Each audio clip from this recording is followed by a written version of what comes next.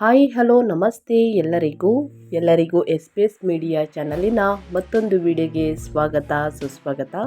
ಸ್ನೇಹಿತರೆ, ಎಲ್ಲರೂ ಹೇಗಿದ್ದೀರಾ? ಎಲ್ಲರೂ ಚೆನ್ನಾಗಿದ್ದೀರಾ ಅಂದ್ಕೊಂಡಿದ್ದೀನಿ. ನಾನು ಕೂಡ ತುಂಬಾ ಚೆನ್ನಾಗಿದ್ದೀನಿ. ಎಲ್ಲರೂ ಚೆನ್ನಾಗಿದ್ದೀರಾ ಅಂದ್ಕೊಂಡು ಭಾವಿಸ್ಕೊಂಡು ಇವತ್ತಿನ ಒಂದು ವಿಡಿಯೋನ ಶುರು ಮಾಡಿಬಿಡೋಣ. ಇವತ್ತಿನ ಒಂದು ವಿಡಿಯೋದಲ್ಲಿ ನಾಳೆ ಜ್ಯೇಷ್ಠ ಹುಣ್ಣಿಮೆ ಇದೆ ಸ್ನೇಹಿತರೆ, ಅಥವಾ ವಟ ಸಾವಿತ್ರಿ ಹುಣ್ಣಿಮೆ ಎಂದು ಕೂಡ ಕರೆಯಲಾಗುತ್ತದೆ. ಈ ಹುಣ್ಣಿಮೆಯ ದಿನದಿಂದ ಈ 6 ರಾಶಿಯವರಿಗೆ ಏನೆಲ್ಲ ಅದೃಷ್ಟದ ಫಲಗಳನ್ನು ಗಳಿಸಲಿದ್ದೀರಿ, ಯಾವುದರ ಬಗ್ಗೆ ಈ 6 ರಾಶಿಯವರು ಎಚ್ಚರಿಕೆ ವಹಿಸಬೇಕು ಅನ್ನೋದನ್ನ ಕಂಪ್ಲೀಟಾಗಿ ಇದೇ ವಿಡಿಯೋದಲ್ಲಿ ತಿಳಿಸ್ಕೊಡ್ತಾ ಹೋಗ್ತೀನಿ. ಇದನ್ನೆಲ್ಲ ತಿಳ್ಕೋಬೇಕು, ಸಣ್ಣ ಪುಟ್ಟ ಪರಿಹಾರಗಳನ್ನೆಲ್ಲ ಫಾಲೋ ಮಾಡಬೇಕು ಅಂದರೆ ಎಲ್ಲೂ ಕೂಡ ವಿಡಿಯೋನ ಸ್ಕಿಪ್ ಮಾಡಬಾರ್ದು. ಅಂದರೆ ವಿಡಿಯೋನ ಕಟ್ ಮಾಡಿ ಓಡಿಸ್ಕೊಡೋಂಗೆ ನೋಡ್ತೀರಾ, ಇದು ಫುಲ್ ಇನ್ಫಾರ್ಮೇಷನ್ ಅರ್ಥ ಆಗಲ್ಲ. ಸೊ ಹಾಗಾಗಿ ಎಲ್ಲ ವಿಡಿಯೋದಲ್ಲೂ ತಿಳಿಸ್ತಾ ಇರ್ತೀನಿ. ಮೊದಲಿಂದ ಕೊನೆ ತನಕ ಸಂಪೂರ್ಣವಾಗಿ ವಿಡಿಯೋವನ್ನು ವಾಚ್ ಮಾಡಿ.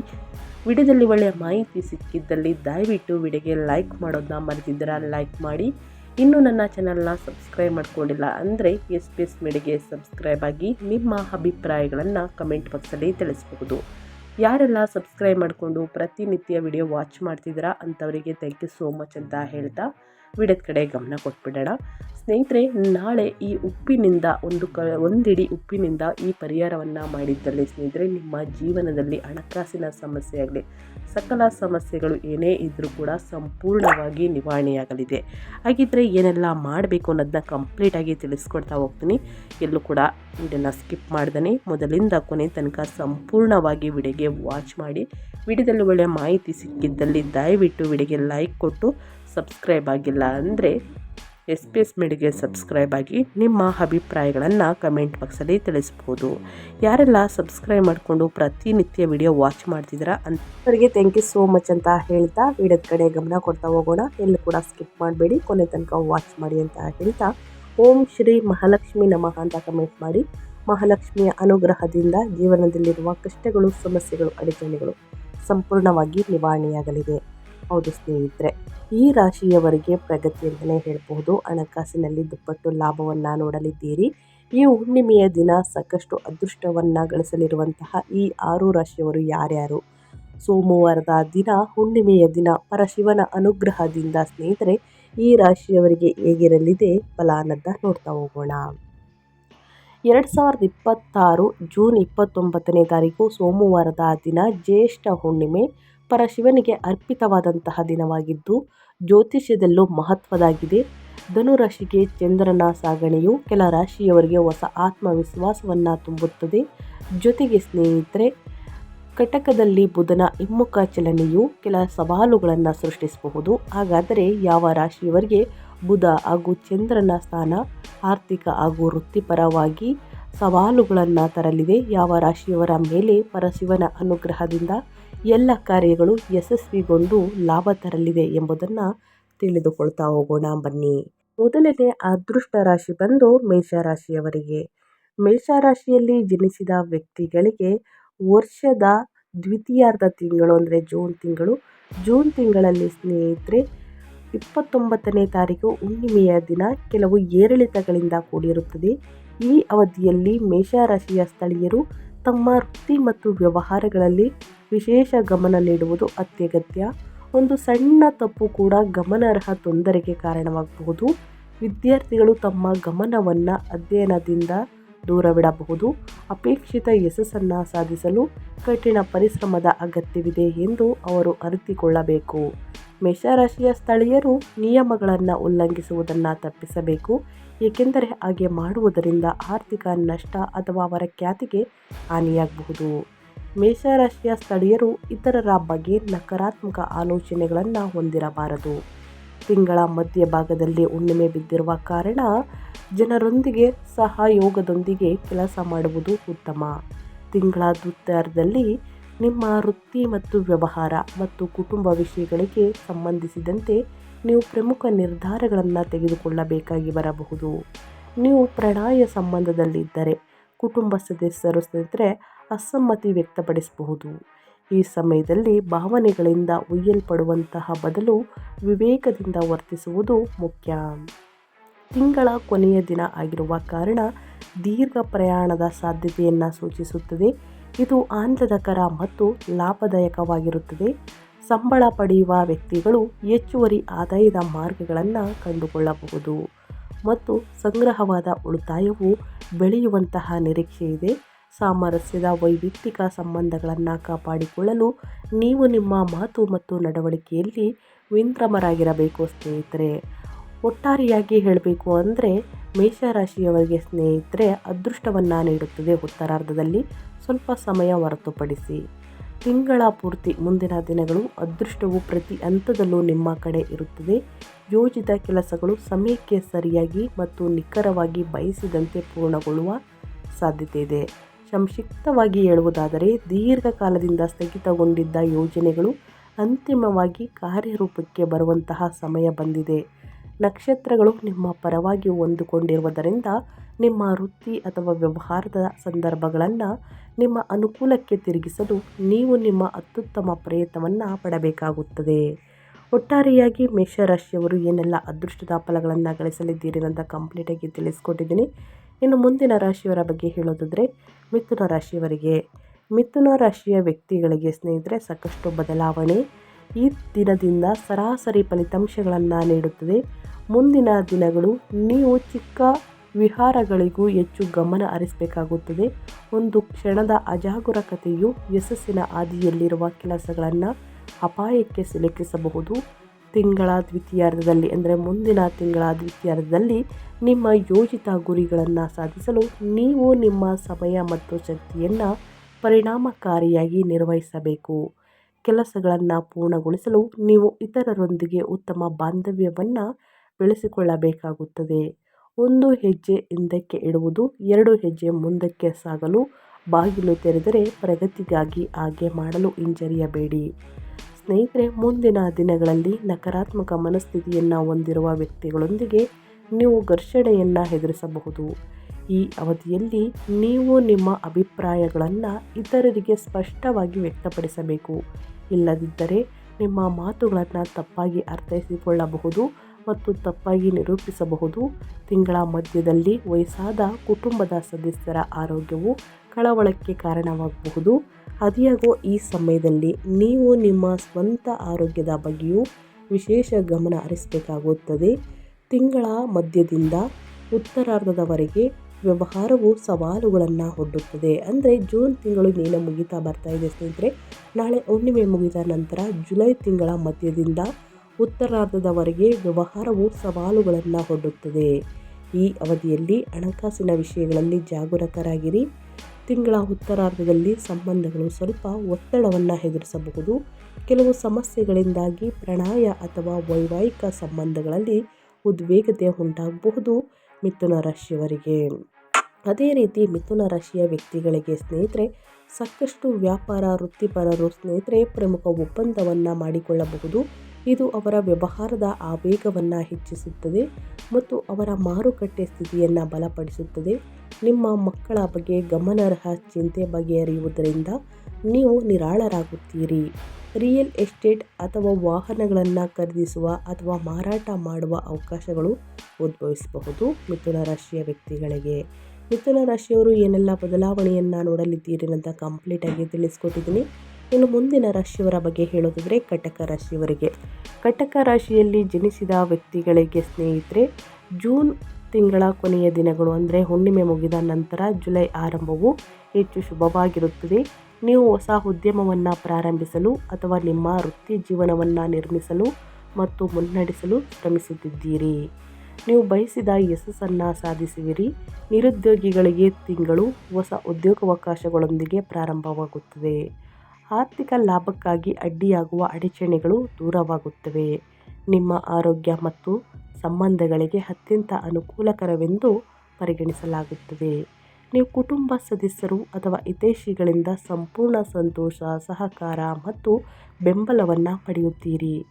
ಉದ್ಯಮಿಗಳು ತಮ್ಮ ಪರಿಸ್ಥಿತಿಯಲ್ಲಿ ಸುಧಾರಣೆಯನ್ನು ನೋಡುತ್ತಾರೆ.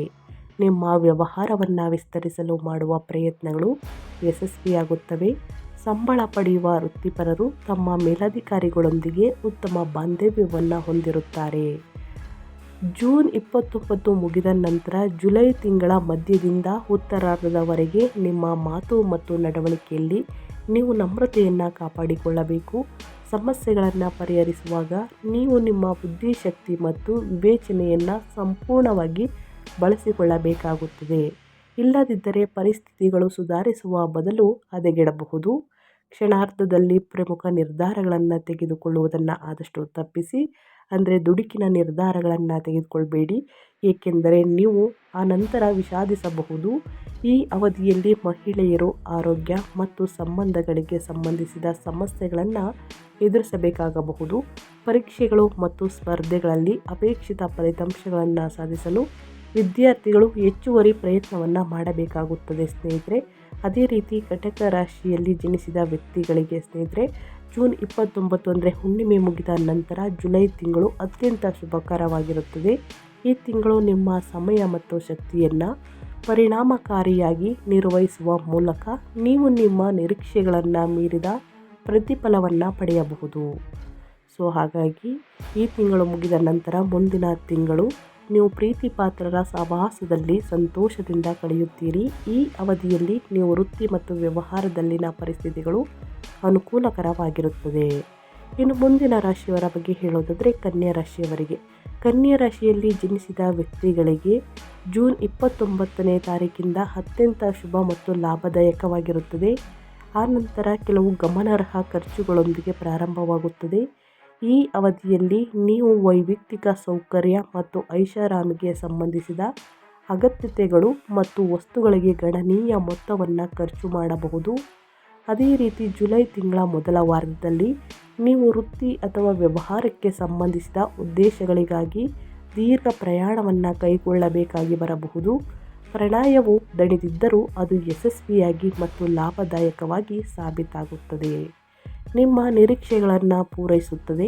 ಯುವಕರು ತಿಂಗಳ ದ್ವಿತೀಯಾರ್ಧದಲ್ಲಿ ಹೆಚ್ಚಿನ ಸಮಯವನ್ನು ಆನಂದಿಸುತ್ತಾರೆ. ನೀವು ವಿದೇಶಗಳಿಗೆ ಸಂಬಂಧಿಸಿದ ಕೆಲಸದಲ್ಲಿ ತೊಡಗಿಸಿಕೊಂಡಿದ್ದರೆ ಎರಡನೇ ವಾರದ ನಂತರ ಅಂದರೆ ಜುಲೈ ತಿಂಗಳ ನಂತರ ನೀವು ಉತ್ತಮ ಸುದ್ದಿಯನ್ನು ಪಡೆಯಬಹುದು.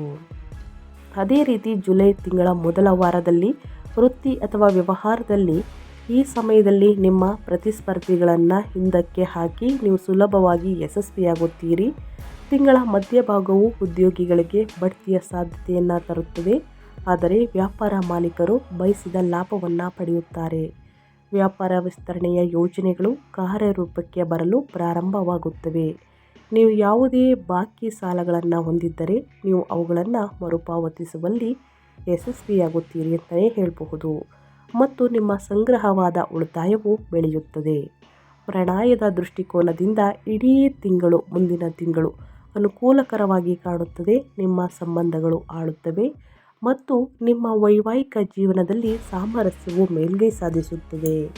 ಅವಿವಾಹಿತರು ತಮ್ಮ ಜೀವನದಲ್ಲಿ ಅಪೇಕ್ಷಿತ ವ್ಯಕ್ತಿಯ ಪ್ರವೇಶವನ್ನು ನೋಡಬಹುದು.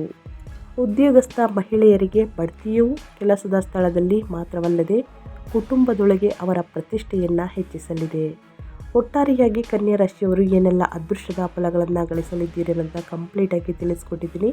ಇನ್ನು ಮುಂದಿನ ರಾಶಿಯವರ ಬಗ್ಗೆ ಹೇಳೋದಾದರೆ ಸ್ನೇಹಿತರೆ, ಧನು ರಾಶಿಯವರಿಗೆ. ಧನು ರಾಶಿಯ ಅಡಿಯಲ್ಲಿ ಜನಿಸಿದ ವ್ಯಕ್ತಿಗಳು ಒಂದು ಕ್ಷಣದ ಅಜಾಗರೂಕತೆಯು ಅಪಘಾತಕ್ಕೆ ಕಾರಣವಾಗುತ್ತದೆ ಎಂಬ ಮಂತ್ರವನ್ನು ತಿಳಿದುಕೊಳ್ಳಿ. ಈ ಹುಣ್ಣಿಮೆಯ ದಿನದಿಂದ ಸ್ನೇಹಿತರೆ ಸಾಕಷ್ಟು ಮನಸ್ಸಿನಲ್ಲಿಟ್ಕೊಳ್ಬೇಕಾಗುತ್ತದೆ. ನಿಮ್ಮ ಆರೋಗ್ಯ ಸಂಬಂಧಗಳು ಮತ್ತು ವೃತ್ತಿ ಅಥವಾ ವ್ಯವಹಾರದ ವಿಷಯಗಳಿಗೆ ಸಂಬಂಧಿಸಿದಂತೆ ಗಮನಾರ್ಹ ಏರಿಳಿತಗಳನ್ನು ತರುವಂತಹ ಸಾಧ್ಯತೆ ಇದೆ. ತಿಂಗಳ ಆರಂಭದಲ್ಲಿ ಅಂದರೆ ಜುಲೈ ತಿಂಗಳ ಆರಂಭದಲ್ಲಿ ನೀವು ಕೆಲಸದ ನಿಮಿತ್ತ ಸಣ್ಣ ಅಥವಾ ದೀರ್ಘ ಪ್ರಯಾಣಗಳನ್ನು ಕೈಗೊಳ್ಳಬೇಕಾಗಿ ಬರಬಹುದು. ಅದು ನಿಮಗೆ ಹೆಚ್ಚು ಪ್ರಯೋಜನಕಾರಿ ಎಂದು ಸಾಬೀತುಪಡಿಸುತ್ತದೆ. ಈ ಅವಧಿಯಲ್ಲಿ ನೀವು ಸರ್ಕಾರ ಅಥವಾ ಅಧಿಕಾರಿಗಳೊಂದಿಗೆ ಸಂಬಂಧಿಸಿದ ಪ್ರಭಾವಿ ಜನರೊಂದಿಗೆ ಸಂಪರ್ಕವನ್ನು ಸ್ಥಾಪಿಸುತ್ತೀರಿ.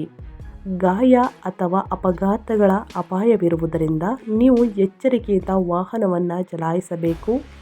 ಟ್ರಾಫಿಕ್ ನಿಯಮಗಳನ್ನು ಕಡ್ಡಾಯವಾಗಿ ಫಾಲೋ ಮಾಡಬೇಕು. ಧನುರಾಶಿಯವರು, ನೀವು ಉದ್ಯೋಗದಲ್ಲಿದ್ದರೆ ಕೆಲಸದ ಸ್ಥಳದಲ್ಲಿ ವಿರುದ್ಧ ಲಿಂಗದ ಸಹೋದ್ಯೋಗಿಗಳೊಂದಿಗೆ ಸಂವಹನ ನಡೆಸುವಾಗ ಅನಗತ್ಯ ವಿವಾದಗಳನ್ನು ತಪ್ಪಿಸಲು ಹೆಚ್ಚಿನ ಎಚ್ಚರಿಕೆ ವಹಿಸಿ. ಈ ಅವಧಿಯು ವೈಯಕ್ತಿಕ ಸಂಬಂಧಗಳ ವಿಷಯದಲ್ಲೂ ಕೂಡ ಸೂಕ್ಷ್ಮವಾಗಿರುತ್ತದೆ. ಕುಟುಂಬ ಸದಸ್ಯರು ಅಥವಾ ನಿಮ್ಮ ಸಂಗಾತಿಯೊಂದಿಗೆ ಭಿನ್ನಾಭಿಪ್ರಾಯಗಳು ಉಂಟಾಗಬಹುದು. ಸೊ ಹಾಗಾಗಿ ನಿಮ್ಮ ತಂದೆಯ ಅನಾರೋಗ್ಯವು ಕಳವಳದ ಪ್ರಮುಖ ಮೂಲವಾಗಬಹುದು. ಅನಗತ್ಯ ಒತ್ತಡ ಮತ್ತು ಸಂಭಾವ್ಯ ನಷ್ಟಗಳನ್ನು ತಪ್ಪಿಸಲು ಈ ಸಮಯದಲ್ಲಿ ನಿಮ್ಮ ವೃತ್ತಿ ಅಥವಾ ವ್ಯವಹಾರದಲ್ಲಿ ನೀವು ಯಾವುದೇ ನಿರ್ಲಕ್ಷ್ಯವನ್ನು ತಪ್ಪಿಸಬೇಕು. ಧನುರಾಶಿಯವರು ಎಲ್ಲ ದಾಖಲೆಗಳು ಮತ್ತು ಆಡಳಿತಾತ್ಮಕ ಕೆಲಸಗಳು ಸಮಯಕ್ಕೆ ಸರಿಯಾಗಿ ಪೂರ್ಣಗೊಳ್ಳುವುದನ್ನು ಖಚಿತಪಡಿಸಿಕೊಳ್ಬೇಕು ಸ್ನೇಹಿತರೆ. ನಿಮ್ಮ ಆರೋಗ್ಯಕರ ಸಂಬಂಧಗಳನ್ನು ಕಾಪಾಡಿಕೊಳ್ಳಲು ಕೆಲವೊಮ್ಮೆ ನೀವು ಸರಿಯಾಗಿ ಯೋಚನೆ ಮಾಡಬೇಕಾಗುತ್ತದೆ. ಅದರ ಜೊತೆಗೆ ಮೌನವಾಗಿರುವುದು ಬುದ್ಧಿವಂತವಾಗಿರುತ್ತದೆ. ಯಾವುದೇ ತಪ್ಪು ಗ್ರಹಿಕೆಯನ್ನು ವಿವಾದಗಳಿಗಾಗಿ ಉಲ್ಬಣಗೊಳ್ಳಲು ಬಿಡುವ ಬದಲು ಸಂಭಾಷಣೆಯ ಮೂಲಕ ಪರಿಹರಿಸಿ.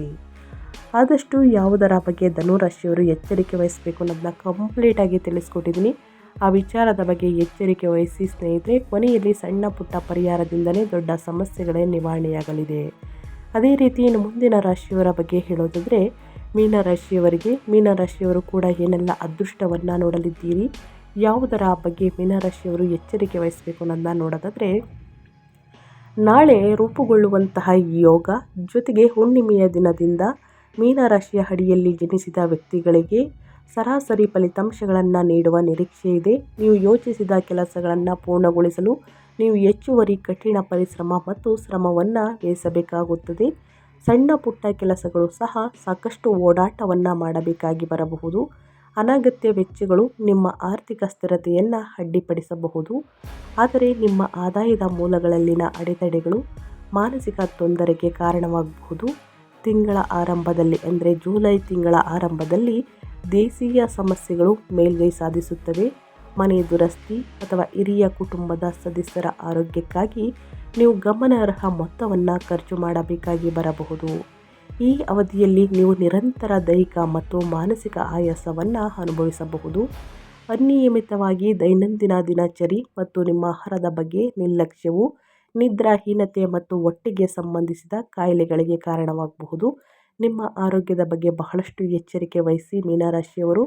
ಆತುರದ ನಿರ್ಧಾರಗಳನ್ನು ತೆಗೆದುಕೊಳ್ಳಬೇಡಿ. ಬುದ್ಧಿವಂತಿಕೆ ಮತ್ತು ಸಂಯಮದಿಂದ ಪ್ರಮುಖ ನಿರ್ಧಾರಗಳನ್ನು ತೆಗೆದುಕೊಳ್ಳಬೇಕು. ಇಲ್ಲದಿದ್ದರೆ ನೀವು ಆನಂತರ ನಿಮ್ಮ ಆಯ್ಕೆಗಳನ್ನು ವಿಷಾದಿಸಬಹುದು. ಉದ್ಯೋಗಗಳನ್ನು ಬದಲಾಯಿಸುವ ಮೊದಲು ಅಥವಾ ಹೊಸ ಉದ್ಯೋಗವನ್ನು ಪ್ರಾರಂಭಿಸುವ ಮೊದಲು ನೀವು ಎಚ್ಚರಿಕೆಯಿಂದ ಉದ್ದೇಶಪೂರ್ವಕವಾಗಿ ಯೋಚಿಸಬೇಕು ಮತ್ತು ಮುಂಚಿತವಾಗಿ ಹಿತೈಷಿಗಳು ಅಥವಾ ಹಿರಿಯರಿಂದ ಸಲಹೆ ಪಡೆಯಬೇಕು. ಈ ಸಮಯದಲ್ಲಿ ಭಾವನೆಗಳಿಂದ ಒದ್ದೋಡುವ ಬದಲು ಪ್ರಾಯೋಗಿಕವಾಗಿರುವುದು ಮುಖ್ಯ. ಪ್ರೀತಿ ಪಾತ್ರರ ಬಗ್ಗೆ ಅಥವಾ ನಿಮ್ಮ ಪ್ರಣಯ ಸಂಬಂಧದಲ್ಲಿ ಉದ್ವಿಗ್ನತೆ ಇದ್ದಲ್ಲಿ ತಿಂಗಳ ಉತ್ತರಾರ್ಧದ ವೇಳೆಗೆ ತಪ್ಪು ಗ್ರಹಿಕೆಗಳು ಪರಿಹರಿಸಲ್ಪಡುತ್ತವೆ ಮತ್ತು ಸಂಬಂಧಗಳು ಸಾಮಾನ್ಯ ಸ್ಥಿತಿಗೆ ಮರಳುತ್ತವೆ ಅಂತಲೇ ಹೇಳಬಹುದು. ಒಟ್ಟಾರೆಯಾಗಿ ಈ 6 ರಾಶಿಯವರು ಜೂನ್ 29ನೇ ತಾರೀಕು ಹುಣ್ಣಿಮೆಯ ದಿನದಿಂದ ಏನೆಲ್ಲ ಅದೃಷ್ಟದ ಫಲಗಳನ್ನು ಗಳಿಸಲಿದ್ದೀರಿ, ಯಾವುದರ ಬಗ್ಗೆ ಎಚ್ಚರಿಕೆ ವಹಿಸಬೇಕು ಅನ್ನೋದನ್ನ ಕಂಪ್ಲೀಟಾಗಿ ತಿಳಿಸ್ಕೊಟ್ಟಿದ್ದೀನಿ. ಇವಾಗ ಪರಿಹಾರವನ್ನು ತಿಳಿಸ್ಕೊಡ್ತೀನಿ. ಪರಿಹಾರವನ್ನು ಅನುಸರಿಸಿ ಎಷ್ಟೇ ಕಷ್ಟಗಳು, ಸಮಸ್ಯೆಗಳು, ಅಡಚಣೆಗಳು ಇದ್ದರೆ ಸಂಪೂರ್ಣವಾಗಿ ನಿವಾರಣೆಯಾಗಲಿದೆ. ಮನೆಯಲ್ಲಿ ನಕಾರಾತ್ಮಕ ಶಕ್ತಿಯನ್ನು ದೂರಗೊಳಿಸಲು ಧನಾತ್ಮಕ ಶಕ್ತಿ ಹಾಗೂ ಸಮೃದ್ಧಿ, ಸುಖ, ಸಂಪತ್ತು, ನೆಮ್ಮದಿಯನ್ನು ಹೆಚ್ಚಿಸಲು ಉಪ್ಪಿನಿಂದ ಹಲವು ವಾಸ್ತು ದೋಷಗಳನ್ನು ನಿವಾರಣೆಗೆ ಉಪ್ಪಿನಿಂದ ಈ ಸರಳ ಪರಿಹಾರವನ್ನು ಮಾಡಲಾಗುತ್ತದೆ. ಈ ಪರಿಹಾರವನ್ನು ಆದಷ್ಟು ಅಮಾವಾಸ್ಯೆ ಮತ್ತು ಹುಣ್ಣಿಮೆ ಸಮಯದಲ್ಲಿ ಮಾಡಬೇಕಾಗುತ್ತದೆ. ಈ ಉಪ್ಪಿನಿಂದ ನೀವು ಮನೆಯಲ್ಲೇ ಸಣ್ಣದಾಗಿ ಈ ಪರಿಹಾರವನ್ನು ಮಾಡಿದ್ದಲ್ಲಿ ನಿಮ್ಮ ಜೀವನದಲ್ಲಿರುವ ಕಷ್ಟಗಳು ನಿವಾರಣೆಯಾಗಲಿದೆ. ಉಪ್ಪಿಗೆ ಸಂಬಂಧಿಸಿದ ಪ್ರಮುಖ ಮತ್ತು ಸರಳ ಪರಿಹಾರಗಳನ್ನು ತಿಳಿಸೋದಾದರೆ, ಆರ್ಥಿಕ ಸಮಸ್ಯೆಗೆ ಪರಿಹಾರ ಅಂದರೆ ಹಣಕಾಸಿನಲ್ಲಿ ಸಾಕಷ್ಟು ಸಮಸ್ಯೆಗಳನ್ನು ನೋಡಿರ್ತೀರ. ಸೊ ಅಂಥವರು ಉಪ್ಪಿನ ಡಬ್ಬಿಯಲ್ಲಿ 5 ಲವಂಗಗಳನ್ನು ಇಡುವುದರಿಂದ ಮನೆಯಲ್ಲಿನ ಆರ್ಥಿಕ ಮುಗ್ಗಟ್ಟು ದೂರವಾಗಿ ಸಂಪತ್ತು ವೃದ್ಧಿಸುತ್ತದೆ ಎಂದು ಉಪ್ಪಿನ ಡಬ್ಬಿಯಲ್ಲಿ ಸ್ನೇಹಿತರೆ ಕೇವಲ 5 ಲವಂಗವನ್ನು ಹಿಡಿ ಸಾಕು. ಸಾಕಷ್ಟು ಅದೃಷ್ಟವನ್ನು ನೀವೇ ನೋಡಲಿದ್ದೀರಿ. ಇನ್ನು ನಕಾರಾತ್ಮಕ ಶಕ್ತಿಯನ್ನು ದೂರ ಮಾಡಲು ಮನೆಯಲ್ಲಿ ಬರೀ ಕೆಟ್ಟ ಯೋಚನೆಯನ್ನು ಮಾಡೋದು ಕೆಟ್ಟದಾಗ್ತಾನೆ ಇರುತ್ತೆ ಸ್ನೇಹಿತರೆ. ಇದನ್ನೆಲ್ಲ ನಿವಾರಣೆಯಾಗಬೇಕು ಅಂದರೆ ಗಾಜಿನ ಬಟ್ಟಲಿನಲ್ಲಿ ಕಲ್ಲುಪ್ಪು ಮತ್ತು ನೀರನ್ನು ಹಾಕಿ ಮನೆಯ ಮೂಲೆಗಳಲ್ಲಿ ಇಡುವುದರಿಂದ ಮನೆಯಲ್ಲಿರುವ ನಕಾರಾತ್ಮಕ ಶಕ್ತಿಗಳು ನಾಶವಾಗುತ್ತವೆ. ಅಥವಾ ನಾಳೆ ಮನೆ ಒರೆಸಬೇಕಾದ್ರೆ ಸ್ನೇಹಿತರೆ ಮೂಲೆಗೆ ಆ ನೀರನ್ನು ಸಿಂಪಡಿಸಿ ಮನೆ ಒರೆಸುವುದರಿಂದನೂ ಕೂಡ ಸಮಸ್ಯೆಗಳು ನಿವಾರಣೆಯಾಗಲಿದೆ. ಇನ್ನು ವಾಸ್ತು ದೋಷ ನಿವಾರಣೆ, ಮನೆಯ ಪ್ರವೇಶ ದ್ವಾರದಲ್ಲಿ ಅಥವಾ ಸ್ನಾನಗೃಹದಲ್ಲಿ ನೀವು ಸ್ನಾನ ಮಾಡುವಂತಹ ರೂಮಿನಲ್ಲಿ ಸ್ವಲ್ಪ ಉಪ್ಪನ್ನು ಇಡುವುದರಿಂದ ವಾಸ್ತು ದೋಷಗಳು ನಿವಾರಣೆಯಾಗುತ್ತದೆ. ಸ್ನಾನದ ನೀರಿಗೆ ಪರಿಹಾರ ಅಂತಲೇ ಹೇಳ್ಬೋದು. ಸ್ನಾನ ಮಾಡುವ ನೀರಿಗೆ ಚಿಟಿಕೆ ಕಲ್ಲುಪ್ಪನ್ನು ಬೆರೆಸಿ ಸ್ನಾನ ಮಾಡುವುದರಿಂದ ದೇಹದ ಆಯಾಸ ಮತ್ತು ಮಾನಸಿಕ ಒತ್ತಡ ಕಡಿಮೆಯಾಗುತ್ತದೆ. ಜೊತೆಗೆ ಸ್ನೇಹಿತರೆ, ಈ ನೀರನ್ನು ಮುಖಕ್ಕೆ ಹಾಕಬೇಡಿ ಮತ್ತು ತಲೆಗೆ ಹಾಕಬೇಡಿ. ಜೊತೆಗೆ ಚಿಟಿಕೆ ಅರಿಶಿಣವನ್ನು ಹಾಕಿ ಸ್ನಾನ ಮಾಡುವುದರಿಂದ ನಿಮ್ಮ ಮೇಲಿರುವಂತಹ ನಕಾರಾತ್ಮಕ ಶಕ್ತಿ ದೂರವಾಗಲಿದೆ. ಪಾಸಿಟಿವ್ ವೈಬ್ಸ್ನ ನೋಡಲಿದ್ದೀರಿ ಅಂತಲೇ ಹೇಳಬಹುದು. ಈ ಸಣ್ಣ ಪುಟ್ಟ ಪರಿಹಾರವನ್ನು ಮಾಡಿ ಖಂಡಿತವಾಗಿಯೂ ನಿಮ್ಮ ಜೀವನದಲ್ಲಿ ಮತ್ತು ನಿಮ್ಮ ಮನೆಯಲ್ಲಿರುವಂತಹ ತೊಂದರೆಗಳು ನಿವಾರಣೆಯಾಗಲಿದೆ. ಮಾಡಿ ಅಂತ ಹೇಳ್ತಾ ನನ್ನ ವಿಡಿಯೋವನ್ನು ಎಂಡ್ ಮಾಡ್ತಾ ಇದ್ದೀನಿ. ಇವತ್ತಿನ ಒಂದು ವಿಡಿಯೋದಲ್ಲಿ ಸಂಪೂರ್ಣ ಮಾಹಿತಿ ಸಿಕ್ಕಿದ್ರೆ, ಈ ವಿಡಿಯೋ ಯೂಸ್ಫುಲ್ ಅನಿಸಿದರೆ ದಯವಿಟ್ಟು ವಿಡಿಯೋಗೆ ಲೈಕ್ ಮಾಡೋದನ್ನ ಮರೆತಿದ್ರಾ, ಸಬ್ಸ್ಕ್ರೈಬ್ ಮಾಡೋದನ್ನ ಮರೆತಿದ್ರಾ ಸಬ್ಸ್ಕ್ರೈಬ್ ಮಾಡಿ, ವಿಡಿಯೋಗೆ ಲೈಕ್ ಮಾಡಿ. ಈ ಅದೃಷ್ಟ ರಾಶಿಗಳು ನಿಮ್ಮ ಕುಟುಂಬದಲ್ಲಿ ಮತ್ತು ನಿಮ್ಮ ಸ್ನೇಹಿತರಲ್ಲಿ ಅಥವಾ ನಿಮ್ಮ ಹಿತೈಷಿಗಳು ಯಾರೇ ಆಗಿದ್ದರೂ ಕೂಡ ಅವರಿಗೆ ವಿಡಿಯೋವನ್ನು ಶೇರ್ ಮಾಡಿ. ನಿಮ್ಮ ಕಡೆಯಿಂದ ಅದೃಷ್ಟದ ಭವಿಷ್ಯವನ್ನು ಅವರು ಕೂಡ ತಿಳ್ಕೊಂಡಂಗಾಗುತ್ತೆ.